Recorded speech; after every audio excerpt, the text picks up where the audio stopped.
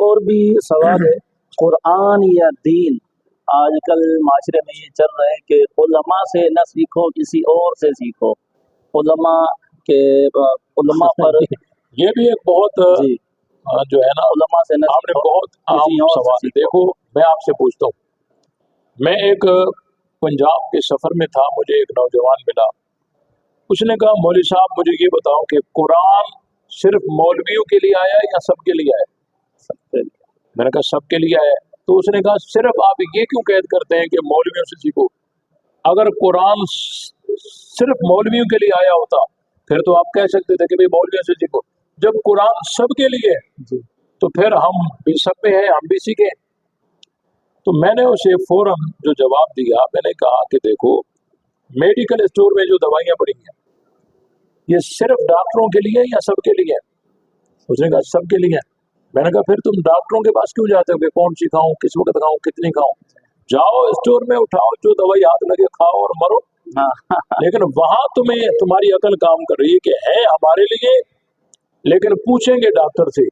तो कुरान है हम सबके लिए, लेकिन सीखेंगे उलमा से। एक बात को समझिए, ये भी मैं एक बात बता दूं, सिंध के अंदर मेरा एक जलसा था, वहां एक नौजवान खड़ा हो गया। उसने मुझे कहा कि मौलवी साहब आप मुझे ये बताएं कि आप ये क्यों कहते हैं कि उलमा के बगैर दीन सीखोगे तो गुमराह हो जाओगे? उसने मुझसे मुतालबा कर लिया कि कोई एक हदीस ऐसी बता दो जो उलमा के बगैर हम उसको पढ़कर और उस पर अमल करें और गुमराह हो जाए। मैंने कहा एक नहीं 20 हदीस ऐसी है। उसने कहा कोई एक बता दो। मैंने कहा देखो हदीस किसको कहते हैं? आप अलैहिस्सलाम का कौल, फैल, तकरीर, इसको क्या कहते हैं? हदीस कहते हैं। अब अहादीस में से कुछ ऐसी हैं जो आप अलैहिस्सलाम की खुसूसियात में से, और अहादीस में से कुछ ऐसी हैं जो इब्तिदाई इस्लाम में तो जायज थी लेकिन बाद में वो अफ़आल मनसूख हो गए। मसलन इब्तिदाई इस्लाम में चप्पल पहनकर नमाज पढ़ना जायज था, बाद में क्या हो गया? मनसूख हो गया।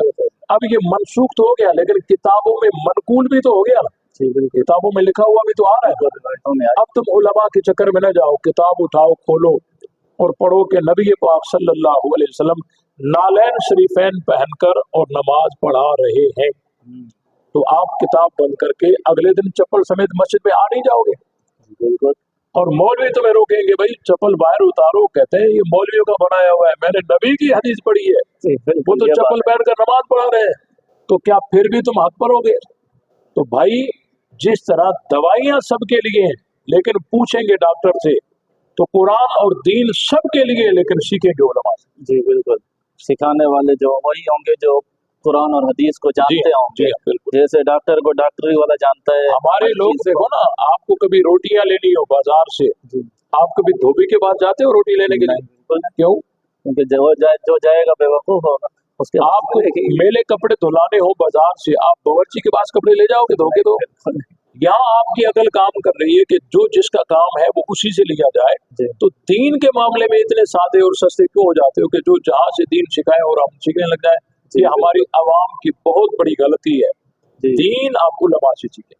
बहुत बेहतरीन आपने बताया कि दीन सिखाने में उलमा इकराम का सबसे पहले किरदार है, जो कुरान और हदीस को जानते हैं, कुरान और हदीस के मिसदाक को, कुरान और हदीस के सियाक और सबाक को जानते हैं, वही कुरान और हदीस अच्छे अंदाज में और अच्छे तरीके से सिखा सकते हैं। तो नाज़रीन आपने समाअत फरमाया कि उलमा इकराम की कितनी हैसियत माशरे में, और कुरान और हदीस को सिखाने वाले उलमा इकराम होंगे क्योंकि उन्होंने ही कुरान और हदीस को समझा भी है और सियाक और सबाक और मिसदाक को भी समझा है। तो आप हमारे साथ जुड़े रहें। अस्सलामु अलैकुम।